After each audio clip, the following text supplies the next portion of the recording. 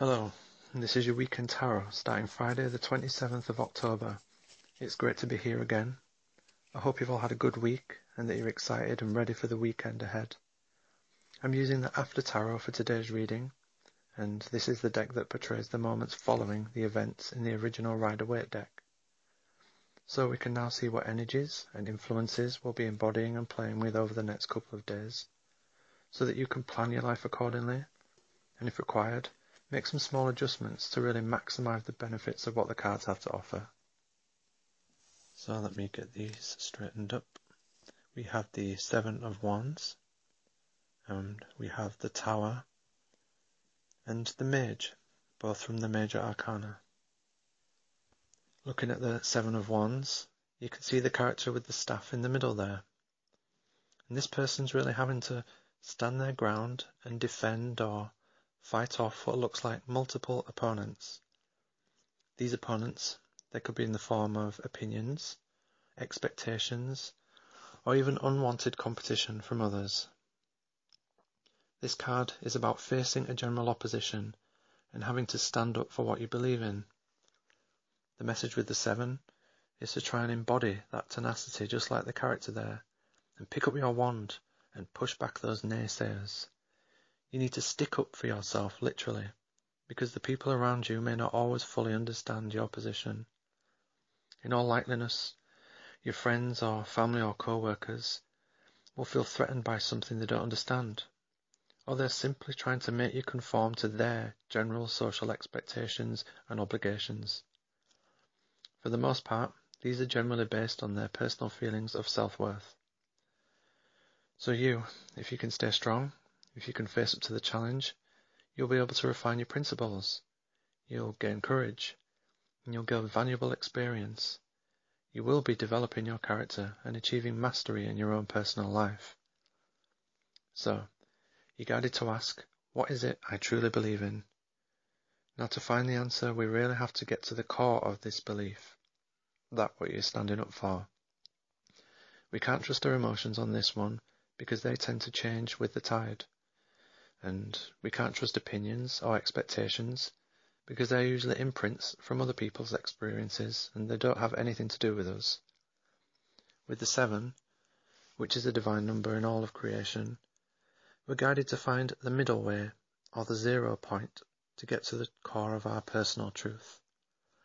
And this clarity of mind can only come about with focus and intent.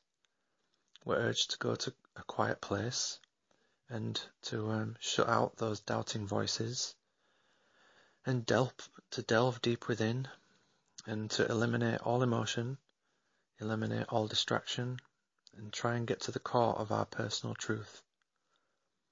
When we do manage to get to that point, we'll have clarity and we'll feel invigorated and restored as we can then integrate our truth into our daily life without fear. When we get to that place and we're confident in our perspective, then we cannot back down, because this is our truth. You could call it our fate. So don't run away from the fight, hang in there, and if required, be firm in asserting yourself.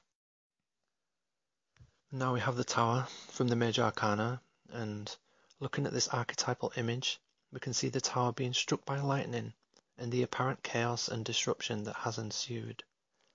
And this structure has really been shaken up, and what was previously contained in there has now been cast off and uprooted.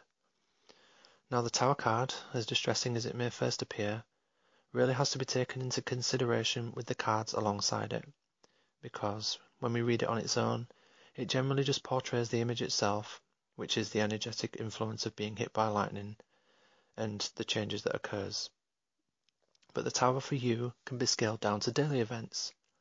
We all fall within a spectrum of extremes, and you will know personally where the Tower in your life lies because you will get that confirmation of whatever it is you're experiencing, which could be a potential sudden change or loss that maybe was unexpected. But for you, this could even be just a disruption to your routine or your day. It could mean there are some unexpected changes to your plans for the weekend. It could even boil down to missing a bus or somebody changing plans on you. It could be emotional outbursts. But psychologically, We can see the archetypes in the image giving us a very graphic description of what has been going on for us at this time. The crown has been toppled. The crown is the mind, or the general assumptions you've held about something or someone. And with it being hit by lightning, it's like new information has shocked you. Your once firmly held beliefs are now going to be thrown into question as this new information is presented.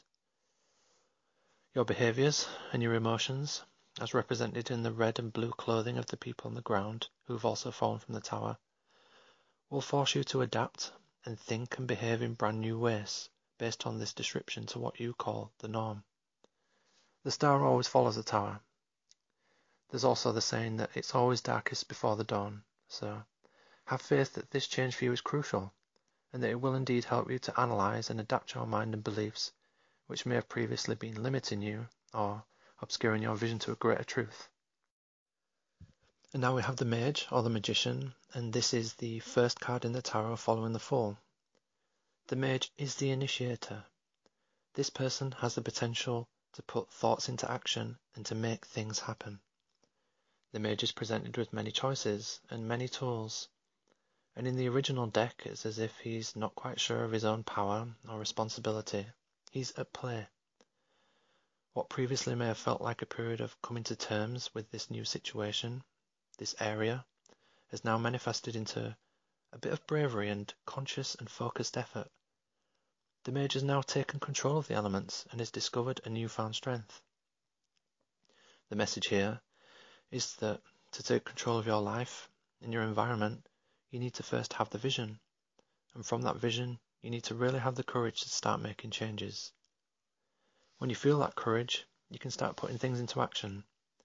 Intention and action are both required, otherwise we'll just have our head in the clouds. When we're in alignment, then real positive change can occur in our lives. This card is about consciousness being harnessed with focus that brings about success. If you chose the mage today, then you are being supported by the universe. The universe guides us.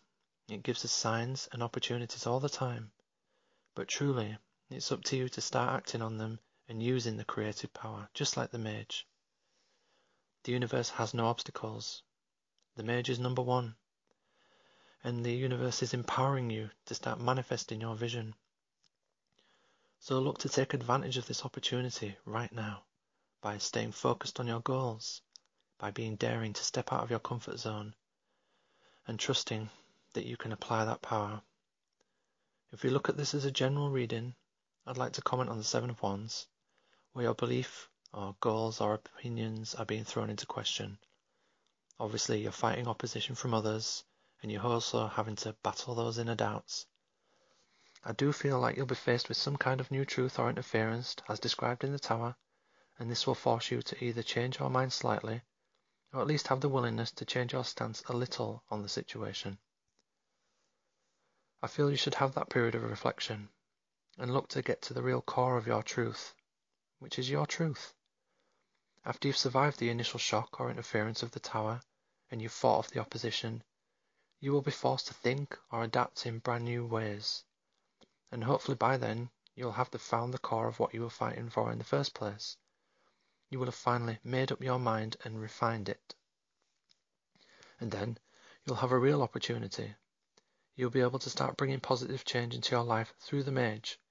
It's like you've had to survive the storm and be uprooted and battered before you can gain the real wisdom that comes through being forced to think in entirely new ways. And this refinement of our truths and beliefs will enhance our character. It will boost our confidence and our ability to manifest, just like the magician.